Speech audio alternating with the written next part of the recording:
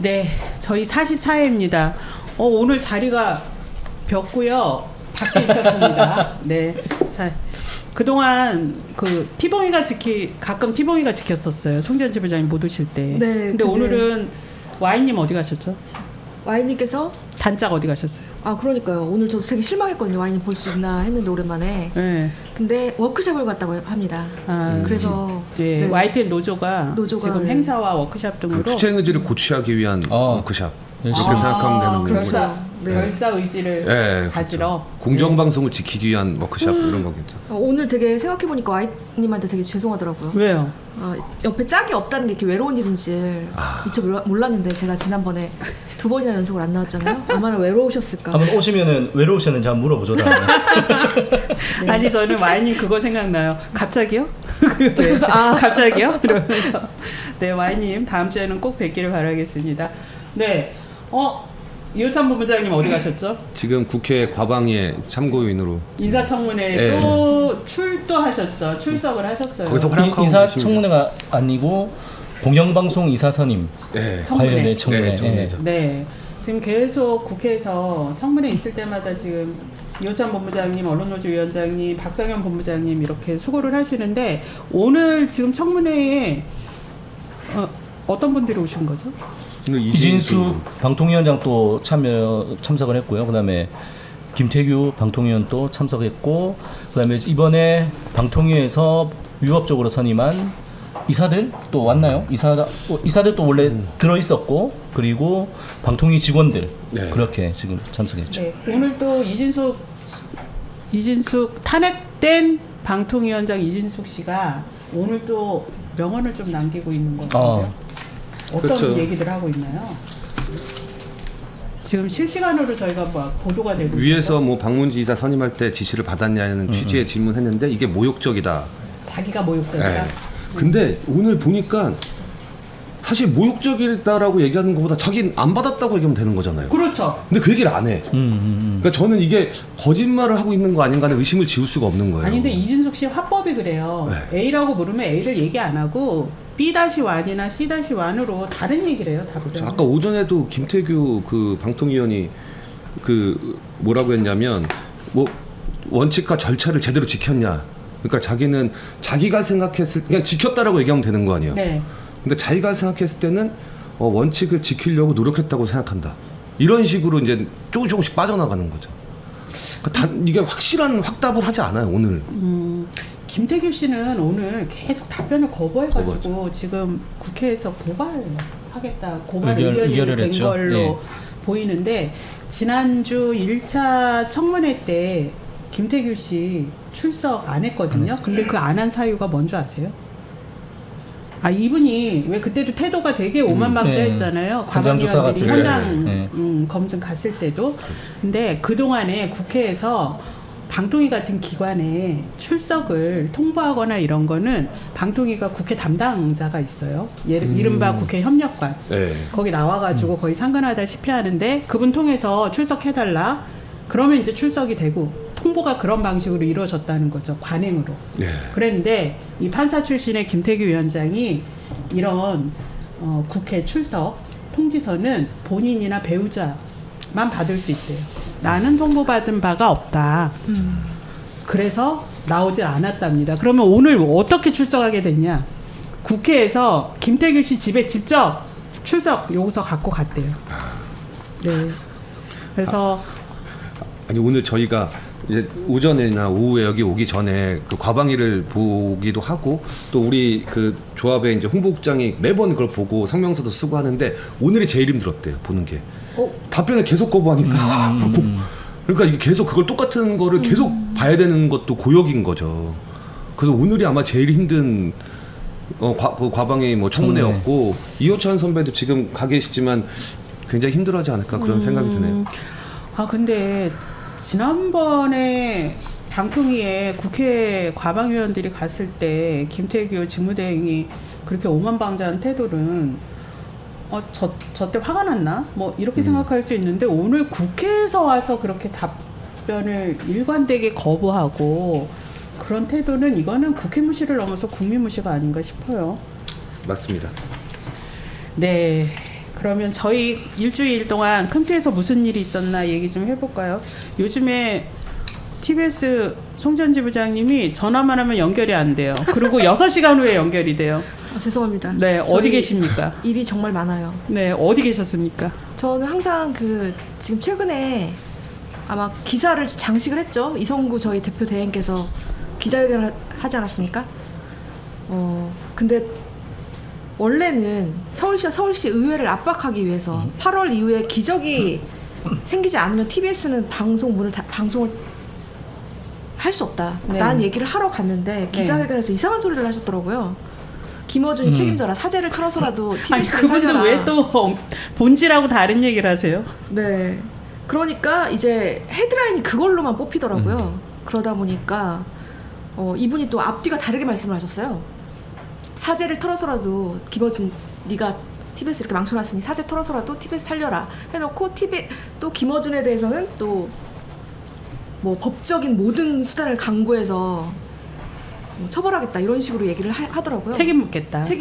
이렇게 얘기를 했더니 거기에는 기자들이 어떻게 책임을 묻겠냐. 사실은 전임 대표들도 손해배상 청구도 하고 연구 출연 정지도 하고 예, 여러 가지 또 상표권 관련된 김어준의 뉴스공장 상표권 관련된 법적 제재로 하고 그랬거든요. 상표권은 TBS 뉴스공장이라는 타이틀을 현재 김어준 씨가 나와서 유튜브 방송에서 그 중에 뉴스공장이라는 거를 사용하고 있다. 그걸 그렇죠. 또 상표권 침해라고 주장하고 있는 거죠. 그렇죠. 그거에 대한 소송도 하고 있고 그러니까 할 수 있는 거는 사실은 정택 전 대표가 다 했는데 이성구 대표가 또 와가지고 책임이 있는 서울시 의회한테 얘기를 하는 게 아니라 그러니까. 한 사람의 개인한테 이제 모든 걸 덮어 씌운 거예요. 그러니까 누군가 이런 예시를 들더라고요. 편의점 알바생이 예전에 그만뒀는데 편의점 망했다고 예전 알바생 네가 물어내라. 네가 물어내라. 편의점에 대한 지금 어려운 상황들 해결하라고 하는 그런 이상한 상황이다라고 얘기했는데 너무 부끄러운 거예요. 그래서 그 기자회견 끝나고 나서 저희가 얼굴이 화끈거리는 거예요. 기자들 보기에 민망하고. 그리고 모든 유튜브에 극우 유튜버에서 이 문제를 다 주제로 다뤘더라고요. 그러니까 보수와 진보 일반 시민들 상식적인 시민들 사이에서 어느 누구도 TBS에 대해서 호응을 안 해주고 뭐라고 해야 되나? TBS 살려야겠다고 하는 여론이 오히려 더 사라지게 되는 계기가 돼서 저희는 너무 암담하고 분노스럽습니다. 그러니까 시민들이 지금 수도권 유일의 공영방송인 TBS를 살릴 수 있게 오세훈 서울시장, 최호정 서울시의회 의장 나서라. 이렇게 목소리를 모아도 모자랄 판에 이번 대표 대행이죠. 그렇죠. 이런 분이 망언을 일삼으니 시민들은 더 실망할 수밖에 없다. 이러니 구성원들이 얼마나 참담하고 암담하냐 지금 그 말씀이신 거잖아요. 네, 되게 많은 기자들이 왔습니다. 그때 23개의 언론사가 왔는데 이제 대표 대행이 어떤 발표를 하나보다 그러니까 왜냐면 좀 셌던 얘기가 뭐냐면 전 직원을 해고하겠다고 했단 말이에요. 그러니까 이거를 어떻게 할 것인지 그 얘기를 들으러 많은 기자들이 왔는데 그런 얘기는 정작 하지 않고 본인이 앞으로 TBS를 어떤 식으로 만들 것인가 컨텐츠 얘기만 계속 했던 거예요. 그랬더니 기자들이 한 1시간 정도 듣다가 한 시간씩이나 혼자서 네. 얘기했어요? 네. 죄송한데 아니 근데 기자들은 1시간씩이나 그걸 듣고 있었어요. 국민일보 기자인가 하여튼 기자 중 한 명이 손을 들면서 죄송한데 저희가 미다시를 어떻게 뽑아야 될까요? 이런 거예요. 그래서 난리가 났다는 거예요. 근데 결국 김어준 얘기해서 미다시가 다 그걸 뽑히지 않았습니까? 네. 너무 부끄럽고요. 제가 정말 꼭 드리고 싶은 말씀은 이성구 대표 대행의 생각과 저희 구성원들의 생각은 다릅니다. 네, 이걸 꼭 말씀드리고 싶습니다. 참 부끄러워요. 참 죄송합니다. 진짜 요즘에는요 기가 막혀서 말이 안 나오는 게 너무 많은 것 같습니다. 지금 KBS도 이른바 이른바다 아니죠. 윤석열 대통령의 낙하산. 네, 대표적인 낙하산. 박민 사장 집행부하고 그죠? 단협을 하고 계시죠. 단체 협약 교섭을 지난 2월부터 진행을 했고 최종적으로 이제 자율교섭은 이제 결렬이 됐고 저희들이 7월 31일 날 결렬 선언을 하고 중앙노동위원회에 바로 조정 신청을 했습니다. 그래서 이게 공익사업장 같은 경우에 최장 15일이면은 이제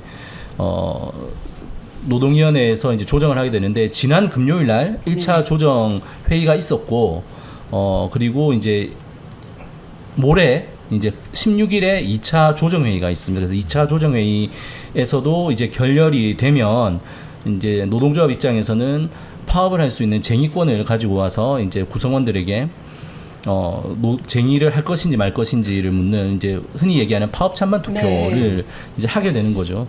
근데 이제 지금 단협에서 제일 좀 첨예한 게 계속 이제 문제가 됐듯이 박민 사장이 와서 무력화했던 주요 국장에 대한 임명 동의제 이거를 이제 조합은 해야 된다라고 살려야 된다라고 얘기를 하는데 이 사측이 전혀 이제 받을 수 없다 이런 입장이고 이제 공정방송위원회 같은 경우에도 뭐 좀 이따 얘기하겠지만 사측이 마음대로 방송 지금 난도질을 하고 있는 상황이지 않습니까? 그거를 이제 실무자들이 사측에 대해서 그래도 브레이크를 걸 수 있는 게 공정방송위원회인데 그렇기 때문에 공정방송위원회 같은 경우에는 실무자들이 사측 나오시오. 나와서 방송을 이런 식으로 합니까? 이런 부분들을 따져 묻는 자리이기 때문에 그 안건에 대해서 실무자들이 방송 실무자들이 전적으로 안건을 요구할 수 있는 권한이 있도록 설계가 되어 있습니다. 근데 이거를 지금 이제 이렇게 뭐 중요한 얘기들이 많으실 텐데 사측 누구 나오세요? 이름이요. 실명 좀 한번 확인해 보게. 조정회의예요. 네, 누가 조정회의에는 이제 노사협력 그 주관하고 이제 네. 팀장급하고 요렇게 나오죠 보통. 보통 두 분, 세 분? 네. 그거는 이제 사측에서 정하기 나름인데 이것도 웃긴 게 예전에 저희들이 임금 협상 때문에 조정위원회 가면은 사측의 임원에 해당할 수 있는 넘버 2라고 할 수 있는 전략기획실장이 보통 왔어요. 그런데 지금은 그냥 일개 국장이 노사협력 주관이 대표단으로 오고 있어가지고 이 자체도 사측이 굉장히 성의가 없다. 저희들이 봤을 때는 그러면 그렇게 보이는 지금 거죠. 단체 협상 단협을 하고 있는데 박민 이 윤석열 낙하산 박민 사장 경영진이 뭐를 지금 목표로 하는 건가요? 노조 무력화인가요? 임명동의제를 없애려고 하는 것 같아요. 임명동의제도- 임명동의제라든지 공정방송위원회라든지 이렇게 사측이 계속 얘기하는 게 뭐 이거 윤석열 정권하고 똑같습니다. 자기들의 권한이라는 부분들에 대해서 노동자들이 브레이크를 걸 수 있는 장치들을 없애는 것을 목표로 하고 있는 것 같아요. 그러면 이렇게 중노위까지 가서 중노위의 조정도 결렬이 되면 이제 파업을 하게 되는 거죠. 으로 할 수 있죠. 예. 갈 수 있게 되나요? 예, 그래서 그거는 이제 구성원들 이제 투표를 거쳐야 되는 거고 결국은 뭐 노동자들이 쓸 수 있는 제일 큰 무기가 파업 아니겠습니까? 근데 네. 이제 그거는 저희들이 쓸 수 있는 무기고 그런데 이제 명칭도 그런데 보면은 정확하게는 저희들이 이게 쟁의행위잖아요. 쟁의행위에 할 수 있는 것 중에 파업이고 쟁의행위에 더 들어가게 되면은 여러 가지로 저희들이 쓸 수 있는 카드들이 많이 있는 거죠. 그 중에서 네. 이제 제일 강력한 게 파업이다. 네. 지금 KBS 본부에서 이게 단협에 너무 지금 많은 에너지가 네. 다른 투쟁도 할 게 많으신데 이거 혹시 이게 노조에 이거를 분산시키려고 힘을 분산시키려는 사측의 의도는 아닌가 이런 생각이 들 정도로 근데 개별 사업장 입장에서 보면은 어쨌든 공정방송이라는 게 방송 노동자들에게 있어서 가장 중요한 근로 조건이라는 것을 대법원은 판결이 있었지 않습니까? 네. 그렇다라고 하면은 지금처럼 정권이 내리꽂은 사장이 방송을 난도질하는 데 있어서 방송을 지킬 수 있는 또 유효한 수단 자체도 단협이거든요. 네. 그래서 단협 자체도 굉장히 중요한 투쟁 중에 하나다. 저희들은 그렇게 보고 있습니다. 예. 네. 뭐 지금 국회 그 청문회 관련해서 뉴스 지금 보니까요. 뭐 이준석 씨 최근에 그 친일 논란, 뭐 뉴라이트 논란 이런 거에 있어서 이준석 씨가 또 그 지지하는 그런 글에 또 좋아요를 누르고 좀 했었나 봐요.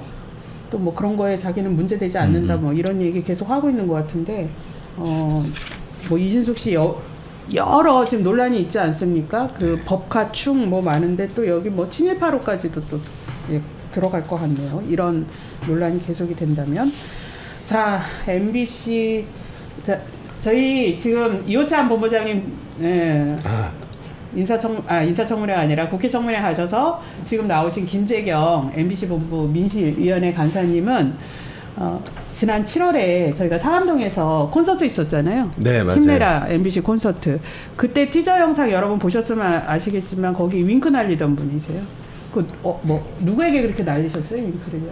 아니 마지막에 저만 이렇게 클로즈업이 되는 게 있었는데 네. 그때 촬영했었던 선배가 그 제작 카메라 부분, 그러니까 영상 디자인 부위원장이었어요. 그래서 그분이 이렇게 찍고 있길래 선배 제가 뭐 하나 할까 하니까 그래서 뭐 하나 좀 센스 있게 찍게 해달라고 해서 네. 윙크 한번 할까 하니까 바로 하라고 그래가지고 네, 그때 살짝. 날리신 윙크 덕분에 이번에 저희가 이른바 힘내라 MBC2 시민문화제 콘서트를 다음 주 수요일 날 8월 21일 여는데요.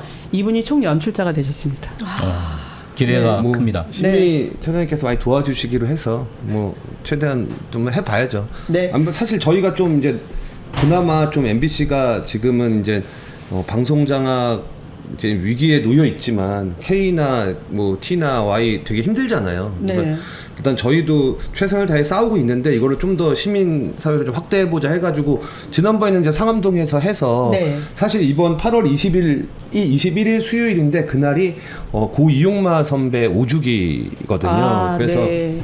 그때 공영방송의 독립과 뭐 이제 그런 것들을 외쳤던 선배 분이셨는데 그분 5주기 기념해서 다시 한번 열어볼까 했는데 이제 이번에는 상암동에서 광화문으로 옮겨서 시민들과 더 많이 네. 함께하기 위해서 저희가 오후 7시 7시죠. 동화면세점 앞에서 여기 계시는 분들이 그날의 주인공이세요. 그래서 저희가 큼티라고 부르는데 KBS, MBC, YTN, 네. TBS 등 공영방송에서 정말 열심히 싸우고 계시는 노조위원장님들과 또 내부 구성원들 나오실 거고요. 시민 여러분들이 많이 오셔가지고 좀 응원도 해주시고 또 공영방송에서 그동안 강제 교체되거나 하차돼서 못 보신 분들도 볼 수 네. 있는 기회가 있습니다. 그리고 다양한 공연도 준비되고 있습니다. 그거는 또 저희가 확정되는 대로 시민 여러분에게 많이 알려드릴 텐데요. 그래서 언론아싸 다음 주는 저희가 힘내라 공영방송 지키자 MBC로 대체가 됩니다. 네. 그래서 저희가 요 시간대에 그 공연을 유튜브로 중계를 해드릴 거라서요. 여기 언론아싸에 나오는 출연자분들을 광화문 현장에서 유튜브로 보시면 될 것 같습니다. 일단 많이 참석해 주시면 감사하겠습니다. 네, 힘을 모아주셔야 되는 이유가 지금 MBC 지금 가처분 소송 그렇죠. 이게 얘기를 좀 해주시죠. 저희가 원래 이제 8월 이제 2인 위법 방통위에서 이진수가 하고 김태규 그 방통위원 둘이서 이제 법과 절차를 무시하면서 이제 임명 강행을 했고 그래서 박무진 이사 6명을 극우 성향, 극우 공안 또 민영화론자 이런 사람들 도배를 한 거죠. 이제 그거에 대해서 이제 저희가 이제 집행정지, 그러니까 박무진 이사 선임이 무효다, 여러 가지 절차적, 법적 걸로 이제 위법해서 무효다라고 소송을 제기했는데 그게 신문기일이 8월 9일로 잡혔었어요. 근데 8월 5일쯤인가 6일쯤이었대 오전에 갑자기 연기 신청을 한 거예요. 방통위 측에서.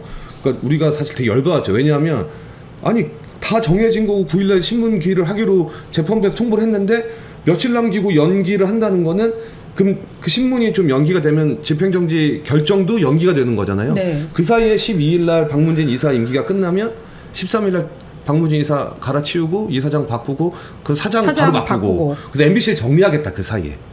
그래서 어떤 그런 저는 꼼수라고 생각했는데 그래서 막 분노하는 상황에서 갑자기 이제 재판부에서는 그래도 다행히 연기했으니까 그러면 신문기일도 연기하고 그 박무진 이사진들의 임기도 끝나고 이제 가는 것도 그것도 연기하는 걸로 해서 8월 26일까지 일단은 현 상황이 유지가 될 것 같은데 그날 저희 많이 모여 주셔야 8월 21일이 그게 한 5일 전쯤이잖아요. 그러니까 그때 많이 모여 주시면 집행정지 결정에 도움이 되지 않을까. 그럼요.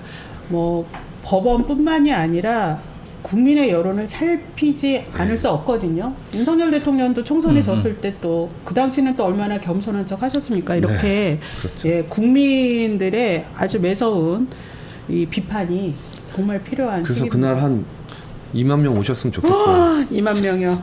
네. 사실 이게 또 그날 이 지금 언론학사 보시는 시청자분들께서 많이 좀 전파를 해주셔야 되는 게 주말 집회가 아니고 주중 집회잖아요. 그렇죠. 수요일. 네, 주중 집회 수요일이면 사람들 모이기가 쉽진 않아요. 근데 네. 주말은 좀 이제 다들 직장도 좀 쉬시고 하니까. 근데 그날 어쨌든 저녁 7시에 하니까 되도록이면 많은 분들이 오셨으면 좋겠고, 지금 채팅 하시는 분들, 여기 지금 실시간 시청하시는 분들께서는 죄송하지만 한 10명씩 시작됐다. 친일을 잊고 독재를 부정하는 자들이 공영방송에 그 억지 주장을 내보내려는 시도가 10여 년 만에 다시 반복되고 있다.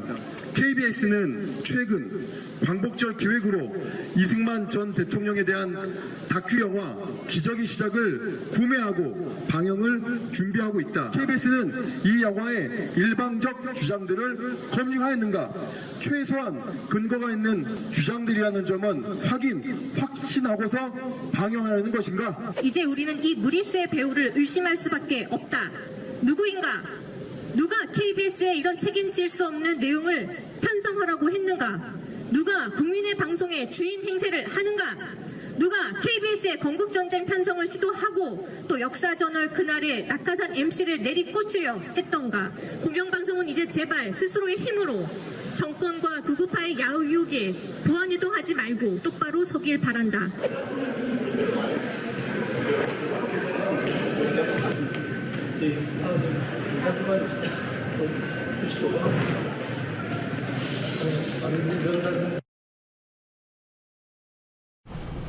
안녕하십니까. 시민이 언론의 인싸가 되는 그날까지 언론학자 시작합니다. 오늘 실시간 어떻게 된 겁니까?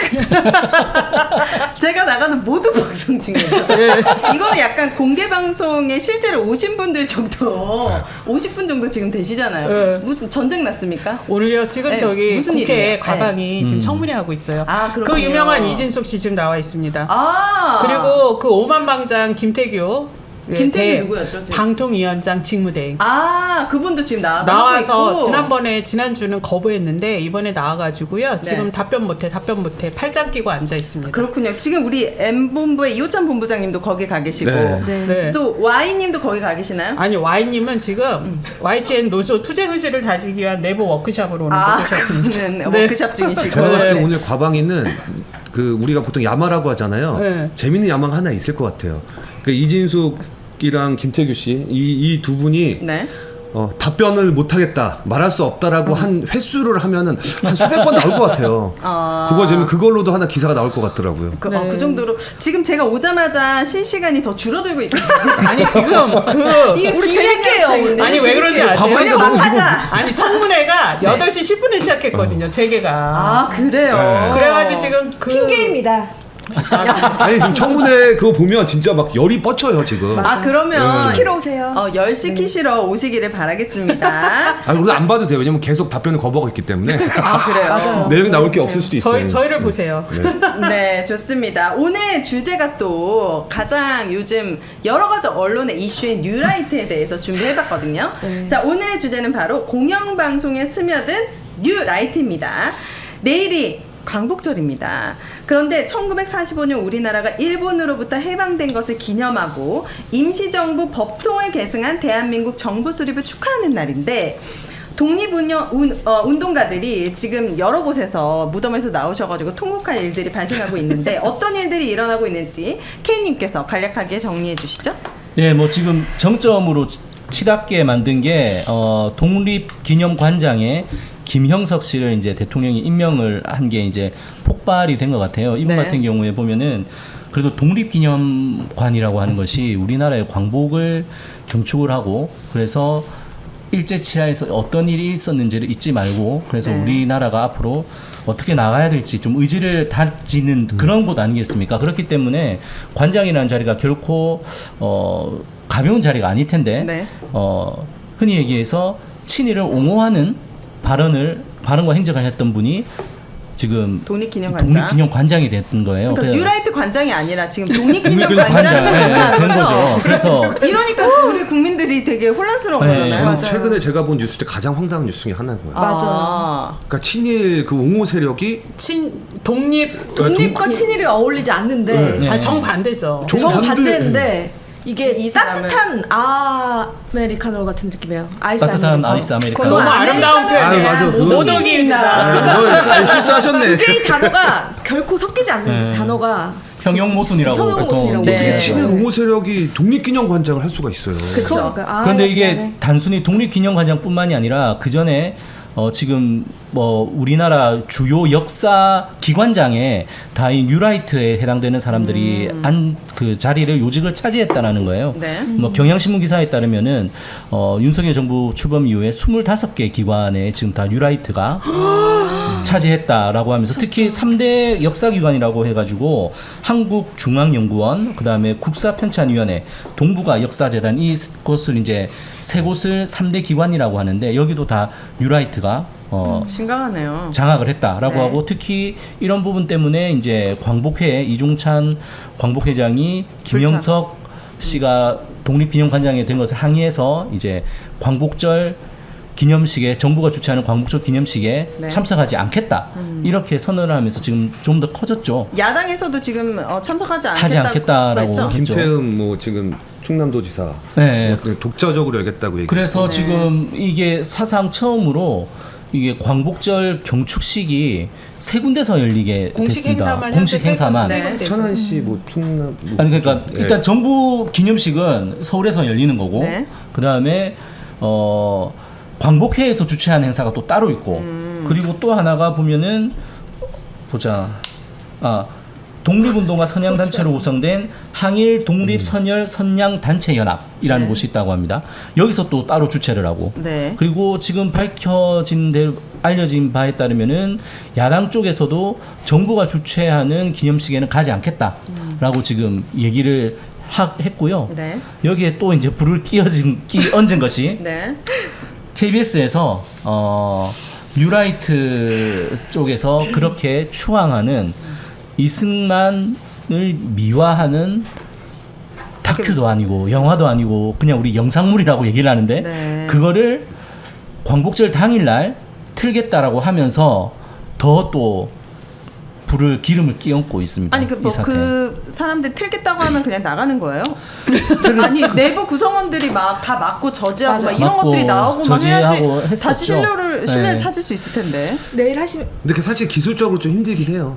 왜요? 왜냐면 틀 수 있는 데가 예전에는 테이프로 딱 해가지고 이제 뭐 한 10년, 20년 했을 때 예전에 막고 네. 막 네, 막고 막 조정실 그랬어요. 막고. 근데 근데 KBS에서는 지금은요? 지금 이제 파일로 돼 있으니까 어디서든 틀 수가 있는 거예요. 아 그래서 원격 진짜요? 또 K 같은 경우는 맞아요. 워낙 곳곳에 이제 뭐 재난 방송 시설도 있고 하니까 그런 데서 틀 수가 있고 MBC만 그래요? 보더라도 본사 막가도 저 일산 센터도 있고 의정부 쪽에서 저 연수대 그쪽에도 있다는 얘기가 있어요. 아 거기 송출이 가능하단 네, 말씀이세요? 거기서 뭐 차차 말씀을 드리겠지만 그래서 저희들은 그 종합 편집하는 종편실에 앞에 가서도 이거 나가서는 안 된다라고 네. 항의 피켓팅을 했고 그리고 뭐 막아서기도 했었고 네. 그리고 이번 주 월요일에는 역사 단체들과 함께 방영을 철회하라라고 하는 기자회견도 네. 가졌습니다. 지금 자료 화면에 나오는데요. 이게 12일 날 저희 조합 사무실에서 하는데 오셨던 분이 다 뭐 민족문제연구소라든지 4.3 재난이라든지 그리고 4.19 뭐 혁명회라든지 이런 곳에서 오셨어요. 네. 오셔가지고 이것이 방송되어서는 안 된다라고 얘기를 했고 저희들이 왜 이것이 방송되어서는 안 되는지 그리고 기적의 시작이라고 하는 프로그램이 영상물이 네. 어떤 문제가 있는지에 대해서도 저희들이 기자 회견을 하고 또 결의문을 가지고 사측에 전달도 했습니다. 그 네. 내부적으로는 저희 구성원들도 개인 이름으로 내부 게시판에 방영을 해서는 안 된다라고 하는 의지를 밝히고 있는데 그리고 오늘 또 보니까 조국 혁신당의 김재원 의원이 오늘 오전에 유튜브 방송에 나와서 얘기를 하기도 했었고 또 KBS 사측에 공식적으로 방영 취소를 해라라는 내용의 공문을 또 보냈다라고 해요. 네, 청원도 이루어지지 않았나요? 청원도 이루어졌죠. 그래서 네. 시청자 게시판에 보면은 지금 저희들이 8월 9일 날 이 방영을 취소하라는 시청자 청원이 올라와서 하루 만에 1,000명을 넘겼고 지금 한 6,500명 네. 넘는 분이 지금 찬성을 했는데 네. 그렇게 하고 나니까 또 방송해 주세요라고 하는 청원이 올라왔어요.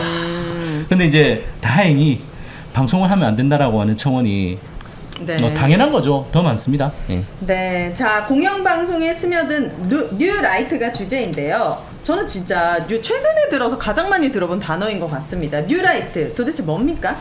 우리 또 티님께서 역사학과 역사학도. 네, 역사학과에서 뉴라이트도 배워요? 배우진 않지만 제가 역사에 관심이 많아요. 아, 네네. 그래서 제가 지금 좀 재밌게 말씀드릴게요. 여기서 뉴라이트인지 아닌지를 가름을 한번 해보겠습니다. 네. 김재경 간사님, 네. 제가 얘기할게요. 우리나라 대한민국 정부가 수립된 날이 몇 년도일까요? 이거 연도로 따지면 임시정부 수립일 아니야. 이거는 임시정부 수립일 아니에요? 무지와 임시정부 수립 그게 1919년. 1919년일까요? 1919년? 1948년일까요? 아, 1948년은 아니죠. 헌법에도 나와 있잖아요. 네, 3.1운동 정신을 계승하고 뭐 4.19 네. 혁명 그렇죠. 다 나와 있습니다. 눈치 보면서 이게 건국절을 1948년이라고 주장한 사람이 뉴라이트라고 합니다. 이거는 또 하나 식민 일제 강점기에 곡물 수탈을 그건 알아요. 곡물 수탈은 수출일까요, 아닐까요? 수탈이라고 말씀하셨잖아요. 수탈이죠. 그분이 다 정답 얘기했잖아요. 그분이 김나경 교수라고. 네. 지금 저기 이번에 그 독립기념관 이사로 선임되셨던 분. 그분이 결정한 거예요? 이사가 됐어요 또? 네, 그때가 됐어요. 한 2월 달쯤 해가지고 시끌벅적 우리 했는데 이렇게 모르는 사이에 다 그분이 독도를- 낙성대 이제 그분이 한국 우리 땅이라고 할 중앙연구원 근거가 원장이에요. 약하다고 생각하십니까? 아니요. 제가 잘못 한국 얘기했네. 중앙연구원 한국당이죠? 원장. 당연하죠. 그럼 마지막으로 시민사무처장님께 묻겠습니다. 그럼 무서워. 위안부 강제 자발적입니까? 강제징용입니다. 저는 이준석 씨가 그 답변 안 한 거에 분노합니다. 네. 지금 독립유공자와 그 후손들이 세운 단체인 그 광복회에서 뉴라이트를 9가지를 정의를 하고 있는데요. 네. 바로 이런 주장들을 하고 있는 사람들이 뉴라이트라고 하는 거고요. 네. 뉴라이트라는 말은 라이트라는 말이 뭐인지 아십니까? 우파. 네, 우파. 오른쪽. 그러니까 새로운 우파라는 얘기인데 이 용어가 처음 사용된 거는 2002년에 이동관이 칼럼을 통해서였습니다. 이동가? 이동관이 네. 뉴라이트 그걸 처음 쓴 거죠. 처음 썼다고 처음 하더라고요. 단어를 그 네. 업적으로 지금 거죠. 방통위원장까지 하고 지금 승승장구 그러면 했던 이동관 뉴라이트 장학생이네. 언론자 그렇죠. 학생. 네. 그리고 또 한 가지 제가 여기 있는 계신 분들이 뉴라이트의 그 자질을 가지고 있는지 네. 그것도 검증이 가능해요? 앞으로 자질까지? 될 것인지를 좀 테스트를 해볼게요. 네. 안 되는데. 물에 빠졌어요. 어떤 사람이 모르는 물에 사람이에요. 빠졌어요. 네. 아, 그러면 여러분들은 어떻게 하시겠습니까? 구하시겠습니까? 뛰어들어서 아니면 뭐라도 던져주시겠습니까? 아니면 뭐 도와주세요라고 하겠습니까? 어느 단계까지 하시겠습니까? 누가 빠지면요? 그냥 모르는 사람이 강물에 빠져 있는 걸 봤어요. 근데 저는 참고로 수영을 못해서. 최소한 아니 뭐, 근데 뭐 붙잡을 거라도 던져 주거나 해야 되지 않아요? 당장 구해야죠. 아니 당장 구해주세요. 그리고 던지고 하겠습니다. 저도 수영을 못해서 뛰어들까지는 못하는데. 예. 전우용님께서 역사학자 전우용님께서 이 단어로 뉴라이트를 설명했는데요. 여기서 많은 사람들이 발발 뭐 동동 구르거나 아니면 도하러 뛰어들거나 아니면 이럴 거 아닙니까? 뛰어드는 사람들이 독립운동가라는 거예요. 아. 그런 자질을 가진 사람이래요. 어디서 들었던 얘기. 근데 가장 나쁜 놈은 뭔지 아십니까? 못 구하게 하는 거? 해운도지에서 왜 물에 들어간 거야? 라고 말하는 사람입니다. 그건 사이코패스인데. 근데 이렇게 합리적인 일을 하지 않는다고 해서 비판하는 사람들이 뉴라이트일 확률이 되게 높다는 거예요. 뉴라이트가 생각은 뭐냐면 굉장히 이기적이고 기회주의적이고 물질적이고 자신의 이익에 최대한 부합을 하는 사람이에요. 그러니까 이 사람들이 보기에 독립운동가는 정신이 이상한 사람인 거예요. 자기 그렇게 인생에 바꿔서 얘기할 수 하면서까지 얻는 이익이 없는데 네. 나라를 구하러 인간의 목숨을 건다. 기준을 이기적이고 그다음에 기회주의인 것으로 표준을 삼는 사람들이라는 겁니다. 저는 이 표현이 너무 좋았어요.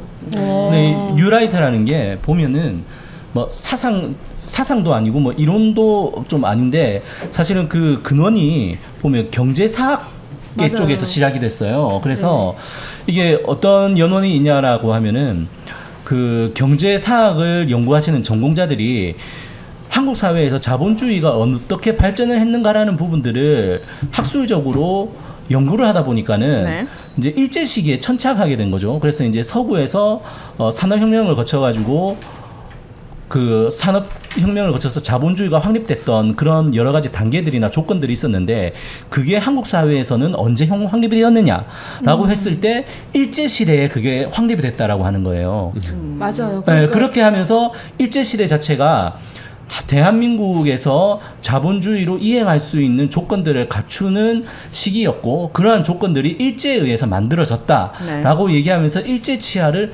긍정하게 됩니다. 식민지 네. 근대화론. 그게 바로 식민지 근대화론이죠.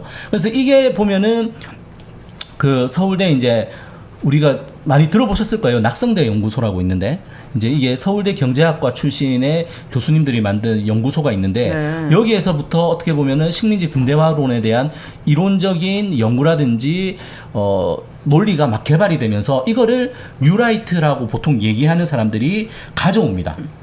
그렇게 되면서 친일 행적이라는 부분들에 대해 그러니까 일제 시대를 긍정하게 되고 그러다 보니까는 독립운동 자체가 별로 의미가 없다. 그래서 네. 친일 행적 자체가 나쁜 것이 아니다. 네. 이렇게 지금 발전이 되는 거죠. 왜냐면 친일파는 그 주어진 조건에서 자신의 이득을 최대화한 사람들이잖아요.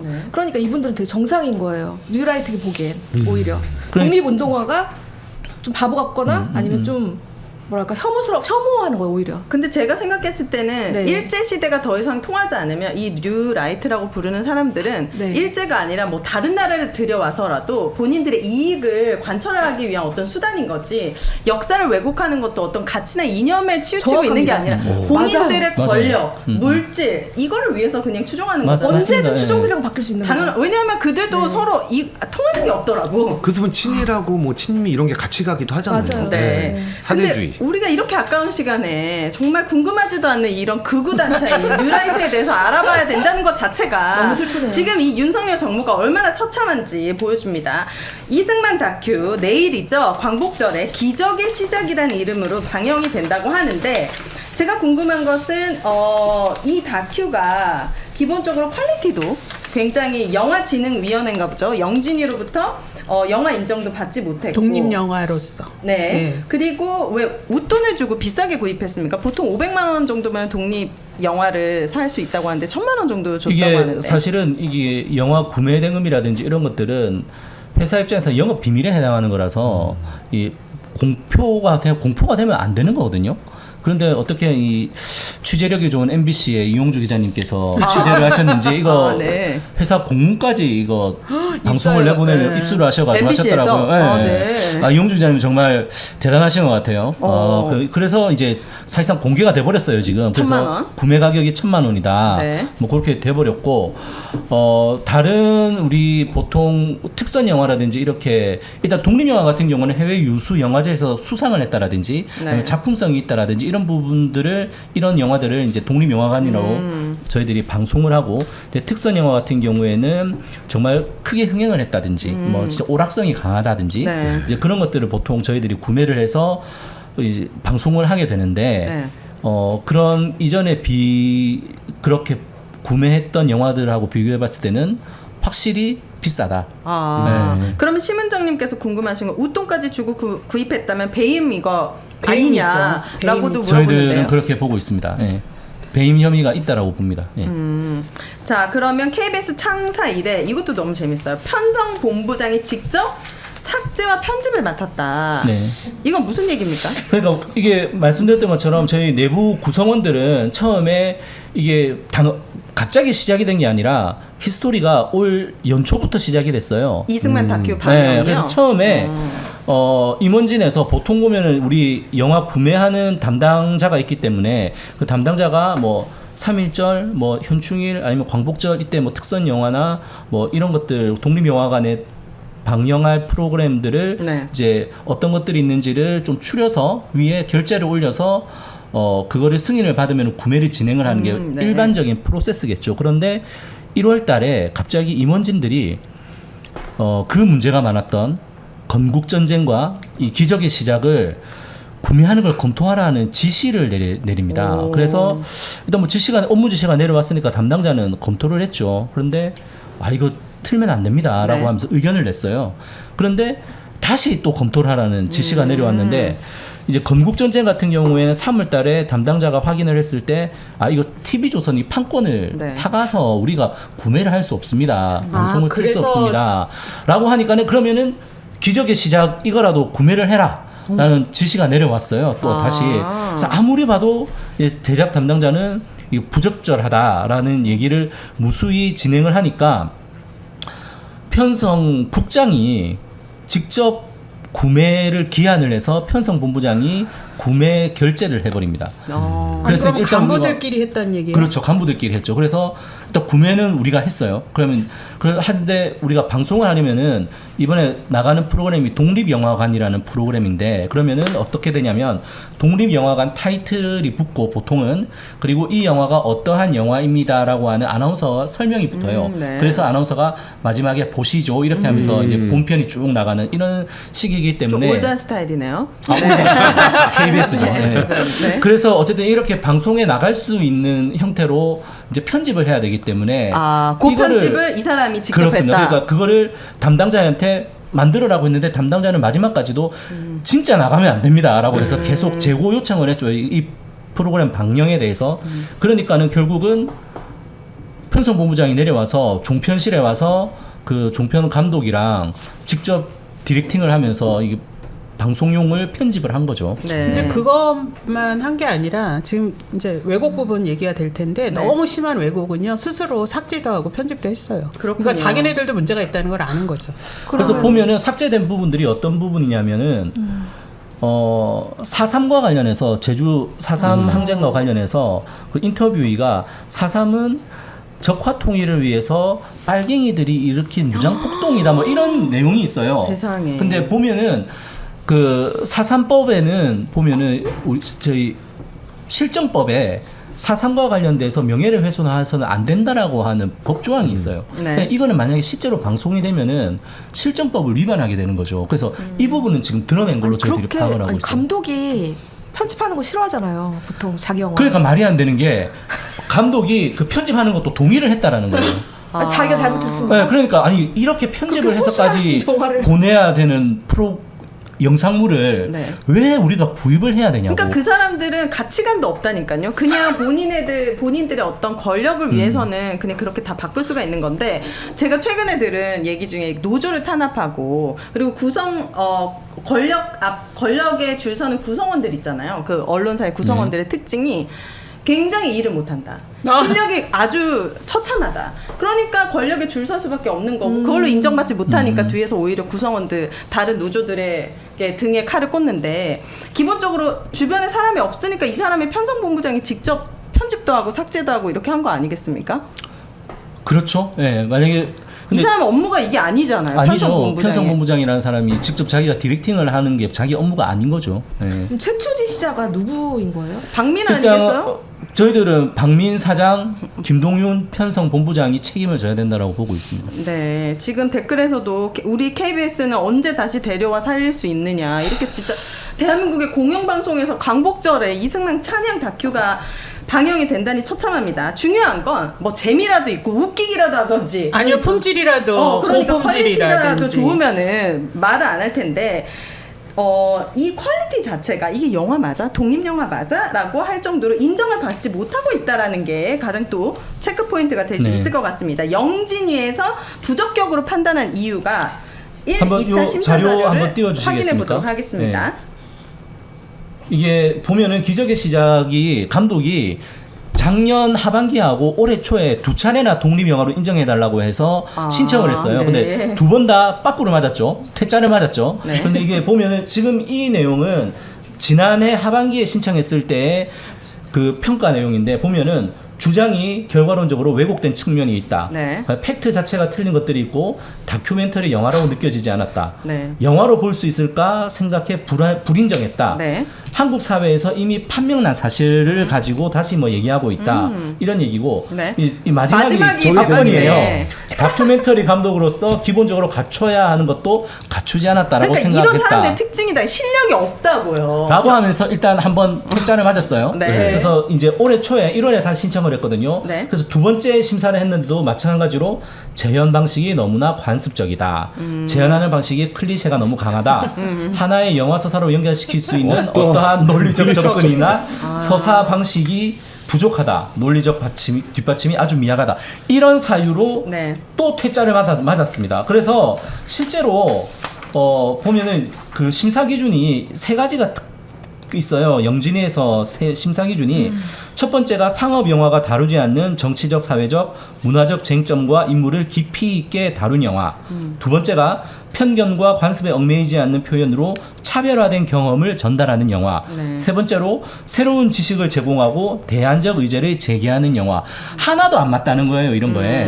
네. 그래서 이제 독립영화로 인정을 받지 못했죠. 그래서 실제로 독립영화계에서는 네. 아니 KBS가 독립영화로 인정받지도 못한 영상물을 그러니까. 독립영화관에 튼단 말이야? 라고 하면서 반발을 하고 계신데요. 근데 이 가장 큰 문제는 뭐냐면 이거 국민 무시하는 거예요. 국민 보기도 싫은데 저렇게 불량품들을 보기가 싫은데 왜 억지로 보게 만드냐는 거예요. 그것도 KBS는 지금 수신료가 주요 재원이잖아요. 네. 이게 맞습니다. 국민들이 내는 거예요. 공적 재원을 그것도 2배나 넘게 구매하면서 이런 불량 네. 영화를 사서 시청자들에게 이렇게 보여준다는 건 네. 그래서 저희가 배임이라고 얘기를 하는 게 이렇게 말도 되지 않는 영상물을 구입을 하는데 수신료를 지출했다라고 하는 거는 저 제작하는 감독한테 대놓고 명백하게 경제적 이익을 주려고 하는 목적이 뚜렷하기 때문에 이거는 배임이라고 저희는 보고 그리고 있습니다. 전파 낭비를 넘어서 네. 전파 폭력입니다. 근데 저는 궁금한 게 이게 네. 4.3 그 관련 법을 위반했으면 위반한 거죠. 저 감독 시정법 처벌받아야 위반이죠. 되는 거 아니에요? 그래서 맞다. 이게 웃긴 게 지금 일부 OTT에 저게 VOD가 되고 있대요. 네. 아. 그래서 이거는 좀 4.3 단체도 저희도 좀 추후에 이런 작업들을 좀 해 나가려고 하는데 이거 내려야 될 것 같아요. 이런 아니 거는. 이거 4.3 지금 법정 단체들 네. 많거든요. 4.3 재단 등 이런 데서 이건 강력히 대응해야 돼요.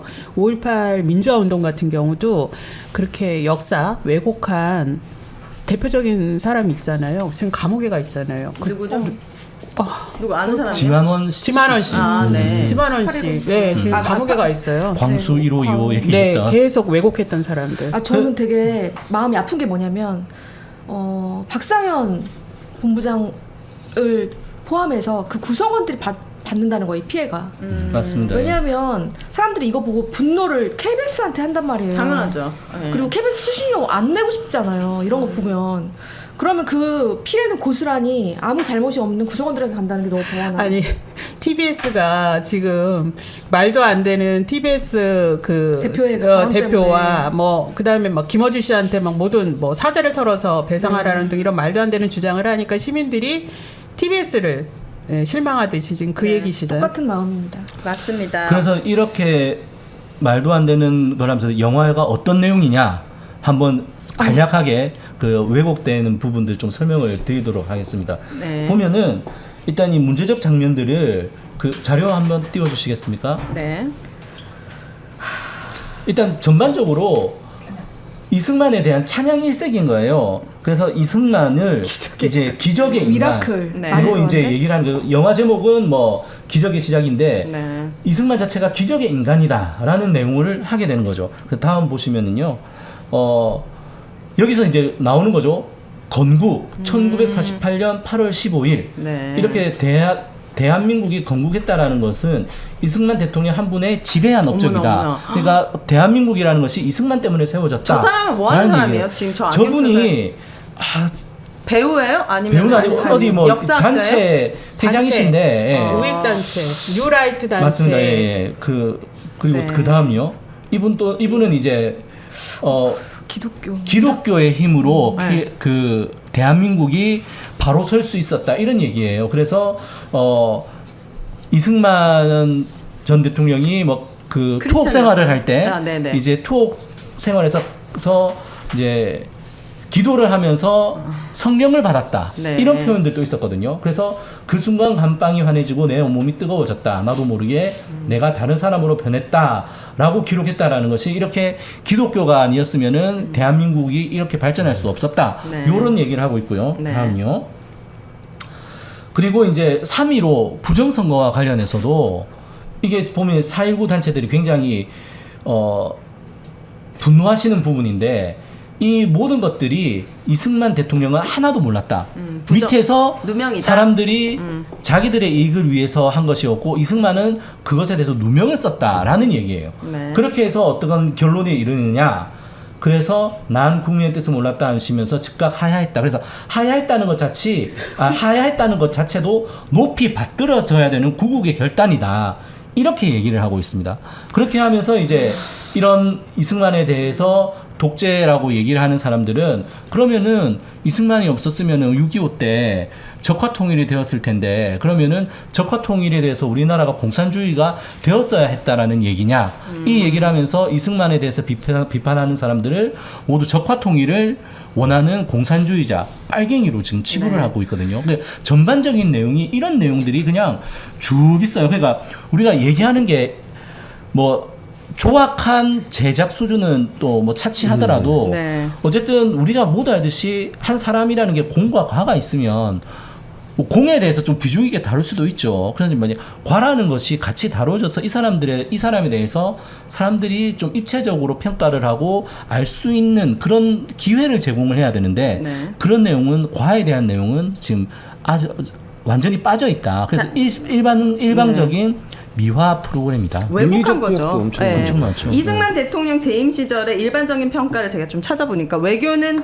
귀신이지만 정치는 등신이다. 탄핵 심판 내용을 찾아봤어요. 그랬더니 무소불위의 독재 행동을 강행했고 헌법을 저촉하고 국정을 혼란시켰으며 국법의 신성과 정부의 위신을 타락하게 하였다. 그러니까 이런 대통령, 우리 역사가 이미 다 판명한 대통령을 가지고 미화하다 못해 역사를 왜곡해서 공중파에서 심지어 광복절날 튼다는 것 자체가, 그러니까 우리가 지금 이 소중한 시간에 같이 화를 내고 있는데 이게 그냥 KBS 차원에서 그냥 넘어가면 저는 안 될 것 같아요. 지금 시청자분들도 계속 너무 분노하고 안 보면 끝나겠지만 구성원들이 끊임없이 이거에 대해서 문제를 지적하고, 이것뿐만 아니라 건국 전쟁도 있지 않겠습니까? 네네. 건국 전쟁도 짚어봐야 될 것 같은데 KBS의 이승만 영웅 만들기는 이번이 처음이 아닙니다. 올해 초 조선일보, TV조선 등 보수 언론과 집권 여당까지 나서서 이승만의 미화 다투, 건국 전쟁을 대대적으로 홍보하고 띄웠는데 KBS도 맨발 벗고 앞장섰다고 합니다. 우선 KBS가 왜 이승만을 미화하고 찬양하는데 진심인지 그 저희를 알아보도록 하겠습니다. KBS 역사 왜곡, 역사저널 진행자 교체 및 일방 중단? 이건 어떤 얘기인가요? 일방적 중단을 했죠. 그러니까 이 역사 프로그램에 관련해서 KBS 지금 수뇌부가 어떻게든 이렇게 뉴라이트 계열의 역사관을 전파해야겠다라는 생각을 굽히지 않고 있었던 것 같아요. 그래서 역사 저널이 사실은 박민 사장이 처음에 들어왔을 때부터 네. 우리 사내에 이 수뇌부에 부안해동하는 인물들이 역사 저널이라는 프로그램에 대해서 굉장히 많은 공격을 했었습니다. 네. 그렇게 하면서 역사 저널이 어쨌든 한 10년 넘은 프로그램이다 보니까는 자체적으로도 좀 개편의 필요성이 있어가지고 한번 이제 좀 단장을 하겠다라고 하면서 네. 좀 쉬었었죠. 그러면서 이제 새로 프로그램을 론칭을 하려고 했는데 문제가 됐던 것이 제작진에서는 배우 한가인 씨를 MC로 섭외를 했었는데 오, 네.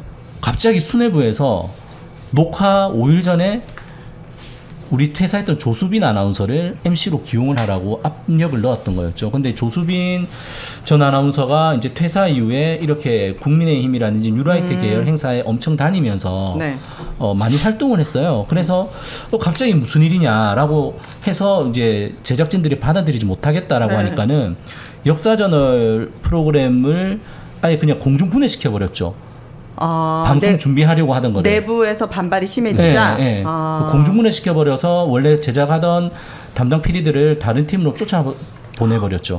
그래서 역사 프로그램과 관련해서 계속 뭔가 지속적으로 좀 개입을 해서 이런 식의 내용들을 다루려고 했던 것 아니었나 그런 우려들이 있는 거죠. 보니까 네. 건국 전쟁 띄우기 보니까 방송사 중에 TV조선보다도 더 더 많이 많이 KBS에서 했어요. 보도를 했네요. 네. 그리고 여당 정치인 오세훈, 나경원, 한동훈도 이제 이 영화에 대해서 친송을 한 것 같고요. 그래서, 이때는 뭐 저기 그런 게 있었죠. 그러니까 뭐냐 이때가 이제 선거 기간이기도 하고 계속 뭐 당내 총선 것도 있고, 전이니까. 총선 네. 전이니까 올해 집토끼를 잡아야 되는 상반기였으니까. 거고. 예, 예. 그래서 아까 그 오윤혜 씨께서 말씀하셨지만은 편성 본부장이 이렇게 직접 프로그램 제작할 때 디렉팅하는 게 편성 본부장이 할 일이 아니지 않습니까? 네. 마찬가지로 회사의 이제 통합뉴스룸 국장, 우리 흔히 보도국장이라고 얘기를 하는데 보도국장도 본인이 직접 인터뷰를 하거나 이러는 게 자기의 일이 아니에요. 네. 그런데 휴일에 벼랑간 촬영 기자를 저희들이 촬영 기자도 촬영을 하려고 하면은 배정을 받아야 되는데 정상적인 배정 시스템도 거치지 않고 당직 서고 있는 촬영 기자를 불러내서 건국전쟁 김덕영 감독을 인터뷰를 합니다. 보도국장이. 휴일에. 네. 네. 그렇게 해서 그 인터뷰를 한 걸 가지고 세상에. 후배 기자가 건국전쟁과 관련된 홍보성 리포트를 방송에 내보냈죠.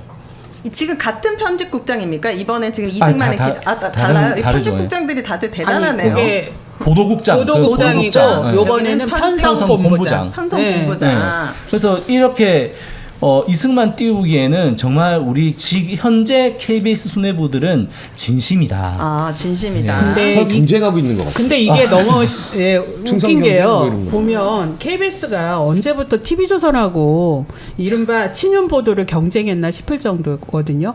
근데 이번에 지금 이승만 미화 다큐 같은 경우도 저희가 혹시 그 이미지 한번 보여주시면 모르는데 KBS가 그냥 많이 보도한 게 아니에요. 그냥 1등도 아니고요. 네. 압도적입니다. KBS가 9.5건, TV조선이 6건이거든요. 이게 지금 말이 되는. 그러니까 아까 말씀하신 대로 통합뉴스룸 국장이 국장. 직접 감독을 인터뷰해서 홍보성 기사를 내보내 줄 정도로 네. 이렇게 아주 대대적으로 미화를 했는데 당시 이거 구매 시도를 했다라는 건 알려졌는데 왜 구매가 안 됐나가 TV조선이 이미 판권을 사서 먼저 못했다라는 찌찌뽕했어요, 거가 TV조선이. 참 웃긴 그럼 일이네요. TV조선에서 틀었습니까? 네, 나갔죠. 건국전쟁을? 건국전쟁이 예, TV조선 광복절 틀었어요. 아마 프로그램으로 네. 나갔을 아, 거예요. 그럼 지금 KBS는 TV조선과 경쟁하고 있는 거군요. 그렇죠. 친일 경쟁, 네. 친윤 경쟁. 예. 네. 기적이시죠. MBC가 뭐 박문진 이사 뭐 이렇게 넘어가면 MBC도 그 경쟁에 합류할 거예요. 더 세게 합류하겠죠. 네. 아마 새로 제작한다고 달려들 수도 있습니다. 그동안에 못했던 것까지. 그래서 아까 재미삼아 그 얘기를 했었어요. 농담 삼아서.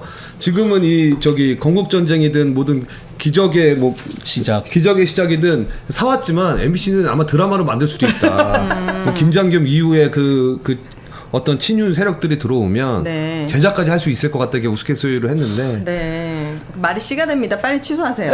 아니, 취소하세요. 테테테. 테테테. 자, TBS 일본어 방송 친일 논란. 이건 어떤 겁니까? TBS도 일본어 방송으로 논란이 일었다고 하는데요. 예전에도 제가 말씀드렸었는데 저 이성구 대표 대행에 대해서 좀 얘기를 해야 될 것 같아요. 이분이 일본 전문가인가요? 이분이 서울대 경제학과 출신이거든요. 또 서울대 네. 경제학과. 네. 그러면 뭐 생각나시는 안병직이라든가 이런 분들에게 과 같은 건데 이분 이력을 보면 도쿄대를 나왔어요. 네. 또 나오셨습니다. 네. 그리고 이분이 유튜브도 운영하셨더라고요. 근데 그게 속물경제였어요. 유튜브 이름이. 속물경제. 네, 속물경제. 아예 그냥 속물, 자신이 속물이라는 걸 완전히 드러내시는 네. 분이고 브런치에 글을 많이 썼는데요. 글 내용도 이런 식이에요. 일본이 망하는 것이 한국에 좋나. 뭐 이런 얘기. 안 좋다는 거예요? 네.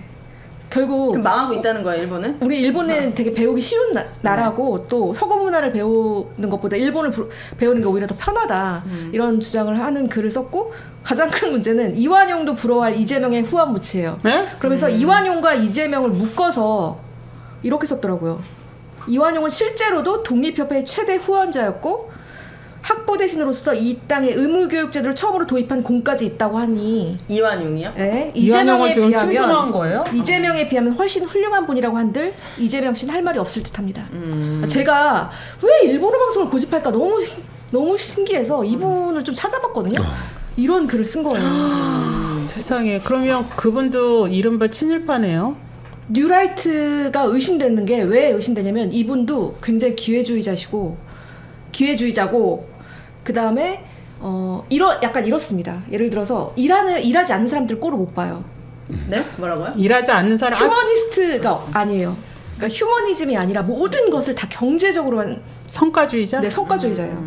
그래서 그걸 곰곰이 생각해봤는데 왜 일본어를 자꾸 하려고 하고 이상한 그 극우 유튜버를 자꾸 진행자로 쓰려고 할까라고 생각했더니 여기에 다 아니 이완용을 있더라고요. 그렇게 칭송했다니 저희 지금 민원연 여기서 녹화하고 저희가 지금 방송하고 있잖아요. 바로 맞은편이 이완용 사저예요. 요 앞이. 네. 그 집 모양 그대로 지금 현재 있거든요. 네. 바로 앞에. 자주 오셨겠네요, 이성구님은. 아니 근데 네. 뭐 하여튼 이 칭송을 언젠가 듣고 나도 무덤에 저지로 살고 있는 싶다, 이완용도 기뻐서 벌떡 일어나겠네요. 네. 아. 근데 이분이 TBS 대표 대행이라는 얘기입니까? 대행이에요. 그러면 영어 FM 채널에 일본어 방송이 편성되는 것 이거는 무슨 이야기죠? 이게 이분이 이제 뭐냐면 저희가 EFM이 있습니다.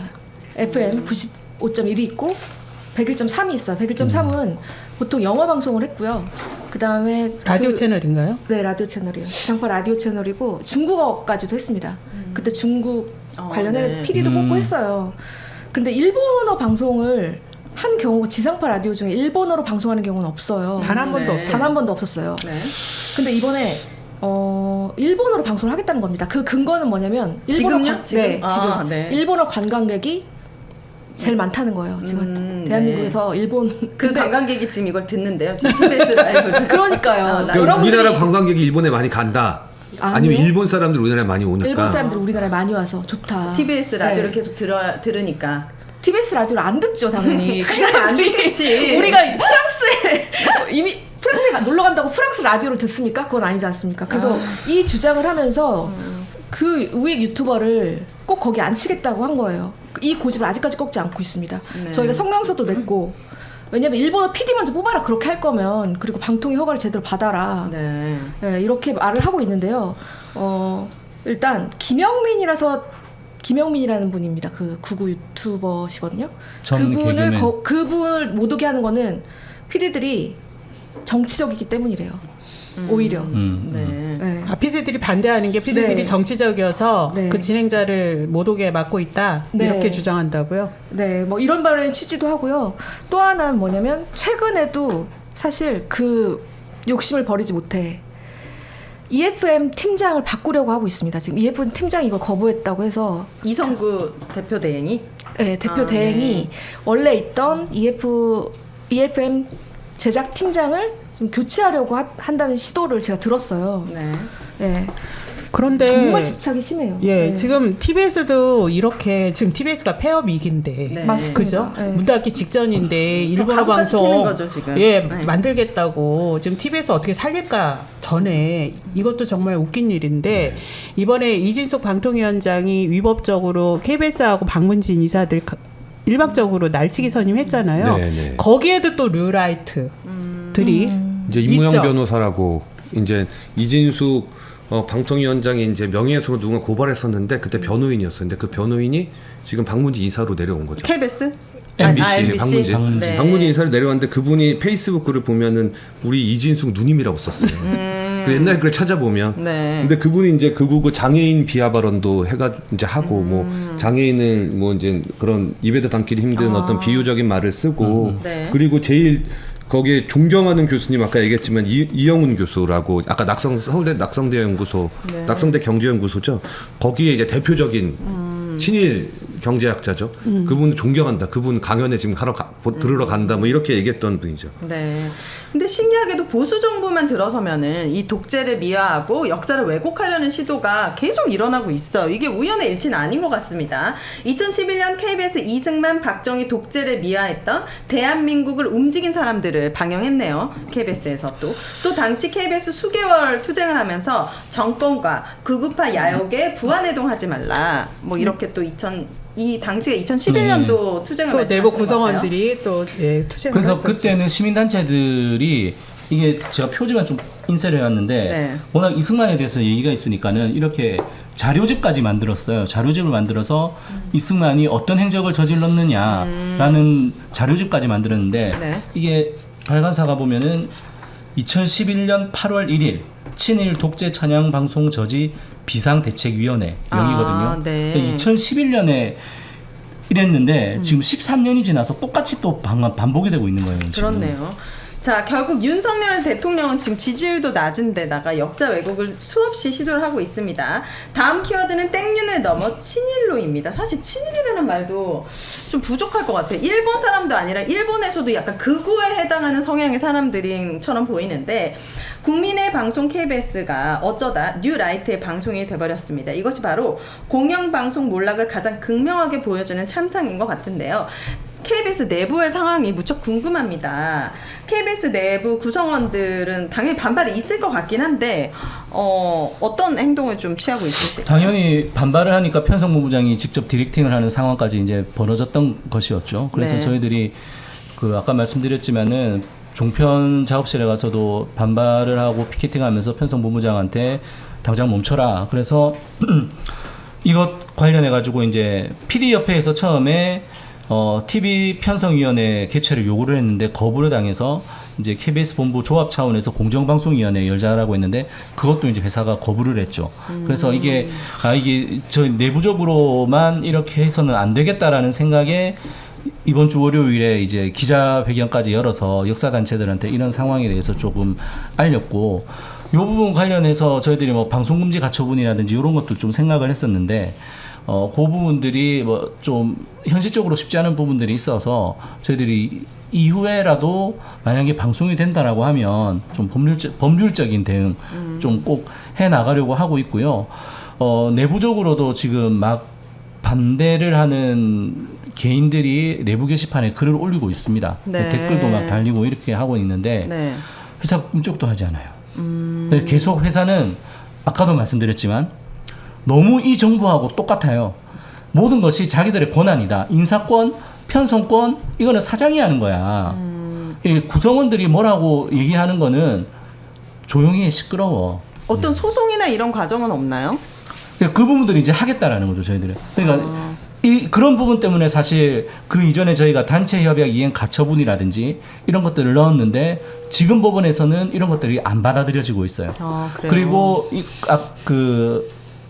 공정방송이 방송사 노동자들에게는 굉장히 중요한 근로조건이기 때문에 이런 것들을 지켜야 한다라고 해서 네. 노동위원회에도 이런 그 이전에 일어났던 잘못된 부분들에 대해서 근로조건 위반이다, 이건 부당노동행위다 네. 넣었는데 이것도 다 노동위원회에서 기각이 됐어요. 왜 기각이 되죠? 그러니까 노동위원회나 지금 법원이 너무 보수적으로 판결을 하는 거예요. 이미 대법원에서 방송사에서의 공정보도는 노동자로서의 근로조건의 핵심이니 이건 네. 매우 중요하다. 그걸로 이제 투쟁하는 거를 법적으로 인정을 했는데 네. 지금의 법원이나 이렇게 진호위 같은 행정기구에서 이거 인정을 안 하는 거죠. 그러니까 지금 소송도 많이 가처분도 네. 많이 냈는데 이게 이제 번번이 이게 인용이 되거나 네. 승소를 못하니까 어려움이 더 큰 맞습니다. 상황인데 근데 왜 MBC는 그래도 인용된 사례들이 다 100점 100승이잖아요.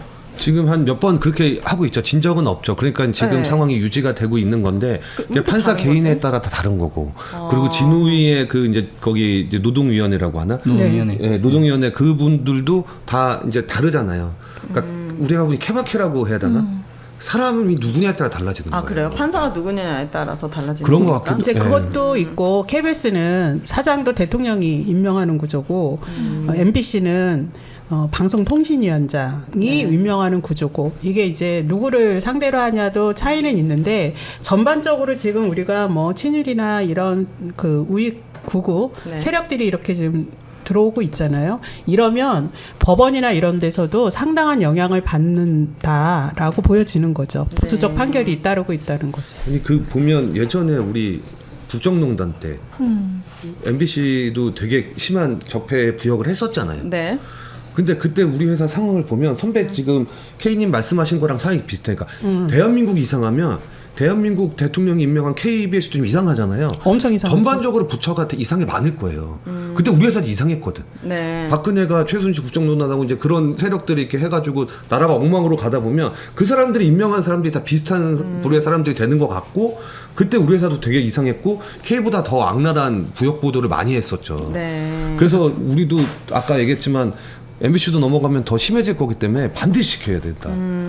지금 이런 상황에서 그 노동위원회 같은 경우에는 이제 방송사라는 것이 굉장히 좀 특수한 환경이라서 방송사나 언론사에 대해서 이해가 없으면은 좀 자세히 알기가 힘든데 일반적인 노동위원회 같은 경우에는 그 보통의 제조업이라든지 생산 현장에 좀 많이 특화되어 있어요. 네. 그래서 이런 방송사에 대한 부분들을 좀 잘 정치하게 못 보시는 것 같고 네. 이런 상황에서 저희들이 우려되는 거는 노동부 장관까지 지금 김문수 씨가 네. 임명이 되잖아요. 아이고야. 그러면 전반적인 노동인은 어느 정도 독립기구라고 한다 하더라도 영향을 받을 수밖에 없고 앞으로 저희들이 만약 특별 근로감독이라든지 이런 부분들에 대해서 청원을 한다고 하더라도 그러면 일선 노동지청도 영향을 받을 수밖에 없다라는 거죠. 네. 그래서 모든 부분들이 안 좋은 조건인 건 맞는 것 같아요 지금. 네. 그래서 그럼에도- 더욱더 힘들고. 그럼에도 네, 그럼에도 싸워야죠. 싸우고 네. 낼 수 있는 소송 다 내고 네. 해야죠. 네. 저는 드리고 싶은 말씀이 뭐냐면 작년 8.15 경축사에 윤석열 대통령이 무슨 발언을 했는지 다들 아마 기억 못해요. 기억 못할 못해요. 건데 기억 안 하고 싶어요. 저는 그때 너무 충격받았거든요. 경축사 내용 일부가 이렇습니다. 공산 전체주의 세력은 늘 민주주의 운동가, 인권 운동가, 진보주의 행동가로 위장하고 허위 선동과 야비하고 패륜적인 공작을 일삼았다. 그런 말을 우리는 했어요? 결코 이러한 공산 전체주의 그런 말 많이 세력, 했어요. 냉종 세력, 추종 세력들에게 속하거나 굴복해서는 안 된다. 아니 아까 그 축사, 기적의 축사. 시작 구절하고 너무 비슷하네. 저는 오늘 8월 14일 날 광복절 앞두고 그 33명의 그 3.1운동 자녀들을 데리고 이제 모셔가지고 대통령 행사를 했어요. 네. 아, 오찬 있었죠. 네, 오찬 네. 있었죠. 근데 거기서 한 6분 정도 연설을 하는데 네. 예를 들면 우리가 상식적으로 생각하면 정말 감사합니다. 우리 국가의 그 3.1 운동 정신도 얘기하고 그동안에 예를 들면 처우 개선도 저희가 소홀히 했고 그런 것들을 얘기했는데 누구 오셔서 감사합니다. 누구 오셔서 감사합니다. 누구 오셔서 다 호명을 하는데 네. 그게 한 4분 정도 되더라고요. 그리고 나머지 그리고 자유민주주의. 네. 예, 자유민주주의 얘기하고. 보통 광복절 축사를 하면 일본을 좀 비판하거나 왜 과거사 청산에 대한 문제를 얘기하거나 아니면은 뭐 조국의 평화적 통일이란 거 이런 얘기를 하는데 여기는 공산주의자들 즉 공산주의라고 말을 하지만 그건 결국 진보 자기들이 생각하는 좌파를 얘기하는 거거든요. 그러니까 자기 편 아닌 사람들. 네, 자기 편 아닌 자기 사람들. 편 아닌 사람들. 그래서 저는 뭐 파란색은 왜 이래? 이 윤석열 대통령의 예를 들면 네. 광복절 경축사라든지 이런 연설문이 저런 저질 저 극우 영화들하고 또는 다큐하고 저 인맥상 주장하고 얼마나 일치하는지 왜 그 논문 표절 일치도 검사하는 거 있잖아요. 네. 검사기 이거 해봐야 될 것 같아요. 저 내일 광복절 경축사에 무슨 얘기를 할지 너무 스트레스 받아요. 저도 오늘 그때 아까 33분 모셨다고 했잖아요. 댓글이 이렇게 달리잖아요. 근데 33분 그러니까 독립기념관장을 친일 그 옹호 세력의 인사를 임명한 걸 했는데 오늘 댓글이 용케 열렸네. 내일 무슨 말을 하려고 맞아요. 그런 댓글이 달리고 그러니까 근데 의심하는 저는 거죠. 한 가지 믿는 게 있는데요. 뭐냐면 뉴라이트는 발붙이지 못할 겁니다. 왜냐면은 국민의 대부분은 선량한 시민이거든요. 선량하다? 아니 상식적인 시민들이죠. 선량과 그거는 비교할 건 그러니까 아닌 예를 것 들어 같아요. 물에 빠졌을 때 발을 동동 구르는 것까지 구르는 것까지 하는 사람이 더 많잖아요. 그죠. 저기 왜 헤엄노치에서 왜 물에서 저도 한 그런 거야? 희망이 있어요. 마치 촛불이 꺼질 때 네. 활짝 한번 이렇게 하잖아요. 타잖아요. 네. 그런 거 아닐까라는 기대감이 있습니다. 그리고 또 하나 일제 시대를 겪은 저희 할머니 세대들이 있습니다. 아직 그분들이 아직 계세요. 그분들이 증인이잖아요. 안 겪은 우리도 분노해요. 그러니까요. 분노하는 게 너무 당연합니다. 이게 미스터 선샤인만 봐도 분노를 하는데 지금 상식과 비상식의 싸움이기 때문에 거기에 분노하는 에너지도 너무 아깝습니다. 어쨌든 다큐 방송 멈출 수는 없는 겁니까? 지금 상황으로는 뭐 쉽지 않은 것 같습니다. 어떻게 왜요? 가가지고 멈춰주세요. 가가지고 좀 꺼버리면 안 돼요? 전원 같은 거 있잖아요. 그럼 몇 시에요, 뽑아버리고. 이게 방송국에는 비상 버튼도 다 있어서 여- 비상 발전기도 있고. 내일 11시 10분 아침이요? 밤. 시청률이 궁금하다. 아니면 이 다큐가 끝나고 나서라도 저는 개인적으로 KBS 노조의 성명서를 많은 기자들이에게 배포해서 이건 구성원들과 정말 다르다. 정말 이거는 KBS 역사의 치욕으로 남을 것이다. 라고 꼭 내주셨으면 좋겠습니다. 오늘도 성명이 나갔고 그러니까 이런 상황에서 사실 그 노동조합이 할 수 있는 게 성명서 쓰는 것밖에 없다라는 게 굉장히 조금 맥 빠지는 것이긴 해요. 네. 아니 사후 소송도 다양하게 검토해 볼 네, 수 뭐 있을 그 것 같아요. 부분도 이제 네. 분명히 이제 할 거라고 이제 역사 단체들께도 말씀을 드렸는데 네. 어떻게 좀 막을 수 있는 방법이 없나? 사실은 이제 그런 것들을 하기 위해서 이런 일이 안 생기게 하기 위해서 임명동의제라는 것을 이제 도입을 했고 그리고 이런 일을 따지기 위해서 공정방송위원회라는 걸 만들어 놓았는데 네. 이게 사실은 지키지 않는다라고 해가지고 노동법적으로는 처벌을 할 수가 없어요. 단협을 위반했음에도 불구하고. 네. 윤석열 정부하고 똑같죠. 그러니까 법의 맹점, 허점 이런 것들을 이용을 하면서 이런 제도를 다 망가뜨리고 있는 KBS 수뇌부가 저는 언젠가는 꼭 네. 단순히 역사의 심판 이런 게 아니라 네. 법정의 심판을 받을 사법의 거라고 심판. 사법적인 근데 심판을 받을 저는 거라고 봅니다. 근데 저는 실망하지 않아요. 우리 국민들이 누굽니까? 이런 거 튼다고 해서 그걸 사실로 믿겠습니까? 그랬으면 KBS 장악하고 자기 사람 다 꽂고 그랬는데 총선에서 윤석열 정부가 저렇게 대패를 할 수 있었겠습니까? 네. 국민들 믿지 않을 거고요. 지금 뭐 시청자들도 지금 댓글에 남겨주시지만 이번 기회로 4.3도 다시 공부하게 됐고 이승만이 어떤 인물인지 사실 젊은이들은 이승만에 관심 없죠. 네. 근데 다시 이승만이 어떤 인물이고 실체가 뭔지 공부하게 됐다. 네. 그래서 오히려 이 실체들에 국민들이 더 관심을 가질 것 같아요. 그리고 시청률이 또 어떻게 나오는지 또 국민들이 그 영화라고도 할 수 없는 저 조잡한 영상을 보고 또 어떻게 평가하는지 저는 그렇게 암울하게 보진 않아요. 그리고 이분들이 왜 그럼 이렇게 이승만을 내세우고 건국절을 강조하는지에 대해서 알아볼 필요가 있는데 이거는 자신들이 부역했던 그런 일본에 부역했던 이런 거 과거를 좀 세탁하기 위해서거든요. 그렇죠. 그러니까 독립운동가의 그런 열심히 나라를 위해서 싸웠던 사람들을 국민과 떼어내고 그 자리에 자기들이 자기들이 거기에 있으면서 정당하다는 거를 피력하기 위해서 이렇게 하는 거거든요. 그러니까 거기에 대해서는 정말 국민들이 눈을 부릅뜨고 그 유혹에 절대 넘어가서는 안 된다고 생각합니다. 자, 그리고 네.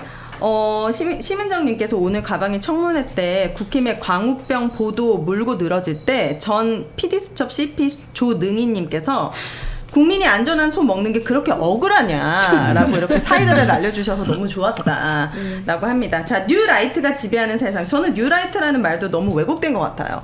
매국노라는 말이 정확한 것 같고 댓글에서도 많이 얘기를 해주시는데 뭔가 뉴라이트 하면 모르는 사람들 무슨 조직 같잖아요.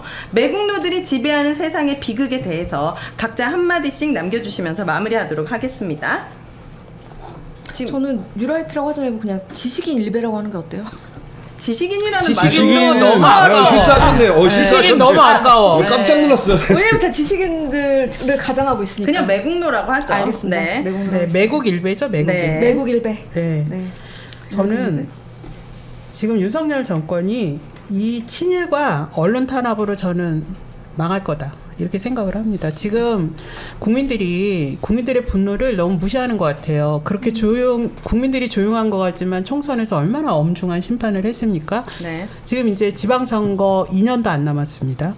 그리고 윤석열 정권 자기 임기가 영원할 것 같습니까? 아니잖아요. 다음 대선 금세 옵니다. 국민들이 엄중히 심판할 거라고 네. 저는 굳게 믿습니다. 자, 한마디씩 해주시죠. 저는 적폐청산이 부족했던 것 같아요. 그러니까 이게 우리가 그때 국정농단 세력을 촛불혁명으로 몰아내고 거기에 너무 만족했던 거예요.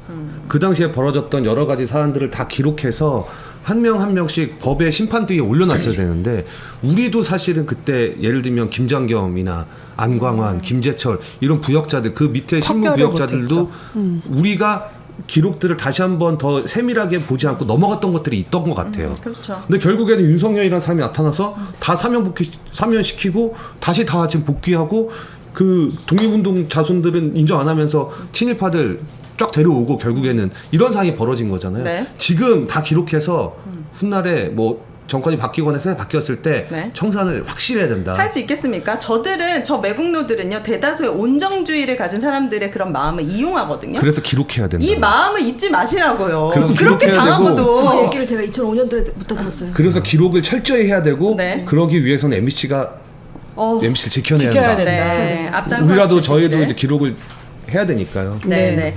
자, 그리고 우리 KBS 내일 다큐가 방영됩니다. 기적의 시작입니다. 정말 기적스러운 일입니다.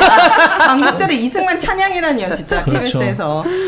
뉴라이트라고 하는 사람들이 그냥 그 이익 지상주의인 것 같아요. 그래서 과거에 자기들의 이익이 중요하기 때문에 대한민국이라는 나라를 위해서 그리고 대한민국에 살아가는 민중들을 위해서 자기를 희생했던 사람들을 지우려고 하는 거잖아요.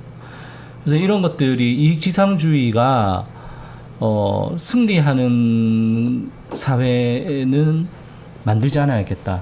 그래서 우리가 좀 어쨌든 공동체 정신이 필요한 거잖아요. 그래서 이런 부분들이 아까 좀 일맥상통하는 얘기인데 공동체 정신을 좀 복원할 수 있는 그런 사회가 되어야지 이렇게 이익지상주의자들이 역사 오늘 자료 준비하면서 옛날에 히트쳤던 책이 좀 생각이 났는데 프란시스 구야마라는 사람이 썼던 이제 역사의 종말이라는 책이 이제 그거예요. 그냥 내용이 자본주의가 이제 역사 발전 단계에서 최종 단계고 자본주의가 승리를 했으니 뭐 대안적인 사회를 찾는 노력 자체가 의미가 없다라는 네. 그런 책이었는데 좀 그런 사회는 안 돼야겠다. 네. 공동체를 좀 살릴 수 있는 네.